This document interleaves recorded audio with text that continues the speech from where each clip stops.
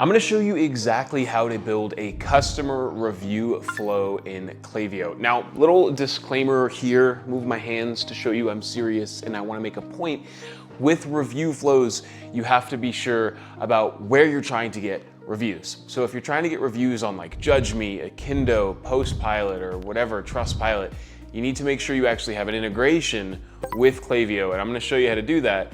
But if you want to get reviews on Google to actually benefit your website's SEO, I'll show you how to do that as well. Two separate approaches. But my name's Gavin. I run an email and SMS marketing agency, and this is all I do, email and SMS marketing. So if you want some help with your email marketing, let me know. Check out the description of this video. There's a bunch of ways to find me, book calls, check out my free resources, my newsletter, all my cool stuff.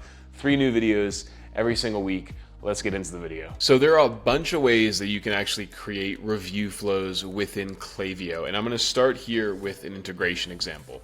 This is an account that has Stamped, right? So stamped.io, stamped.io as an integration, okay? And this is a review platform that they've integrated with Klaviyo that allows them to read what the type of reviews that have been sent to Klaviyo actually are. Now, odds are this platform here, Stamped, is actually sending review requests from within it. And that's the same with Postpilot, Judge Me, Akindo. A lot of these platforms will allow you to send reviews from within their own platform.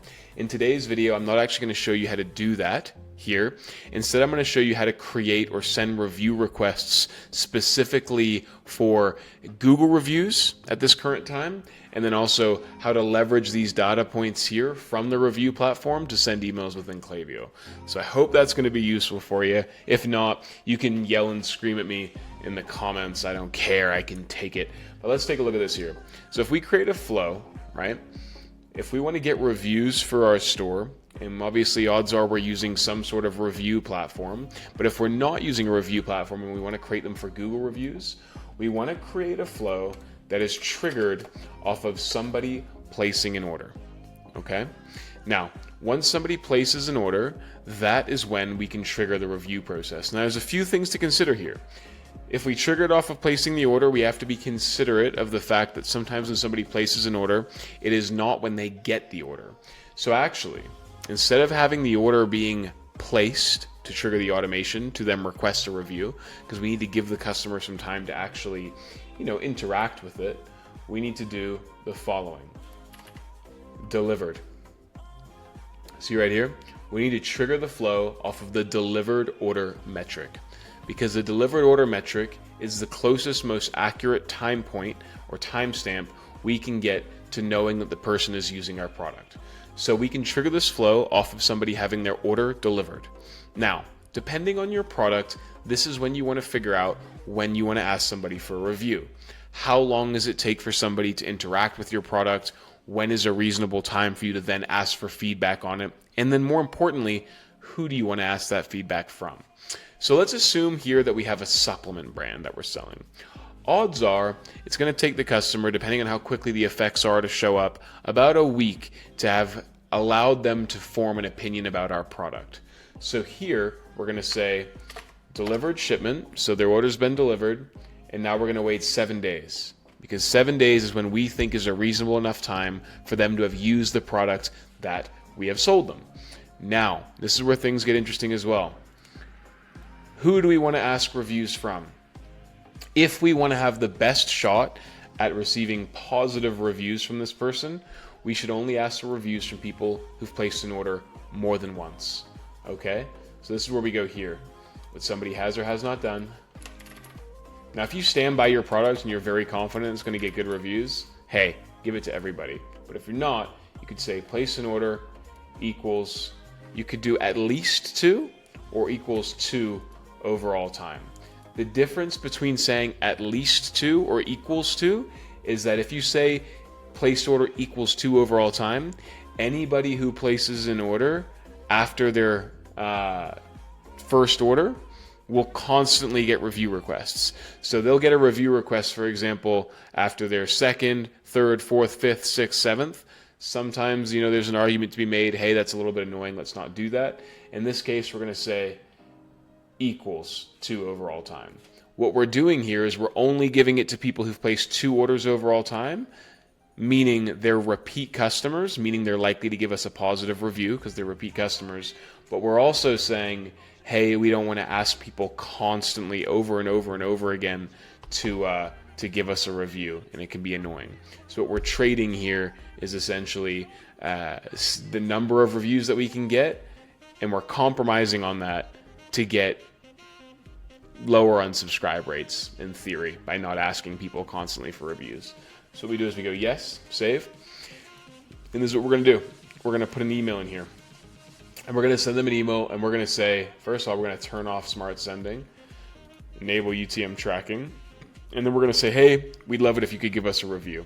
Now, the thing with asking for Google reviews here is that there is no way to automate the incentivization process to get that review, right? For example, if we send an email that says, hey, leave us a review on Google, and we give them a link to our Google profile, fantastic. But we can't say, we'll give you 20% off if you do that, because there's no way for us to know if they've given us a Google review to then automatically trigger a 20% off discount code to go to them. I hope that makes sense. The only way is for them to manually, or rather for you to manually do that, which is a pain in the ass. I don't recommend doing that. That's where the advantage of having these review platforms come in. So really quickly, to round off the Google review process here, send them an email asking them for a Google review. You can incentivize it if you want to do it manually, but you cannot incentivize a positive review. So you can't say, leave us 5 stars and we'll give you 10% off. You can say, leave us a review and we'll give you 10% off. Note the wording there is a little different. And what you're doing here by getting a Google review is you're actually playing with SEO. So you're actually helping yourself in the long run get more organic reach. I think it's worthwhile personally. So have the Google review. Now, if you don't want to go for Google reviews, you can build a platform like Stamped and integrate it into Klaviyo. And then you can trigger, for example, in Stamped, you could say something like, hey, get 10% off for a review on our store. They give you a review.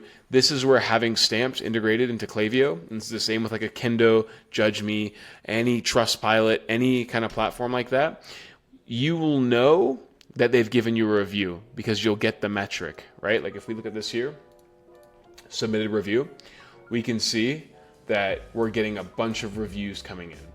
We know, see, like September 15th, 19th, 17th, right? We can see those reviews. And then what we can do is we can trigger a flow that comes after somebody submitted a review and give them the discount code. For example, I could go flows, create flow, build my own, test, create manually, and I can find that metric, right? Your metrics, Stamped, submitted a review. So the moment they submit a review, I can save it, and then I can give them send them an email with the discount code. That's how you can incentivize reviews, or rather automate the process of giving the incentive you promised for a review. Works really well. I think it's really cool, but note, you can also create metrics, for example, of people leaving a positive review, saying thank you so much for your positive review, or sorry you had a negative experience. How can we help you change it? That's where having these review platforms does come in handy. Awesome. I hope you found this video useful. If you have any questions, chuck them in the comment section down below. I answer literally anything and everything that you guys want to ask me. I'm a very generous man. Subscribe to the channel. Check out my newsletter in the description down below as well. I release a bunch of cool free information. I release so much free stuff. I think, honestly, my email marketing channel is one of the best ones out there. If you have any questions, I will answer them. Check it out down below. If you want some help with your email marketing, I'm available for hire. So send me an email. Check out the link in the description for the Calendly booking link, and I'll see you in the next video. Thanks for watching.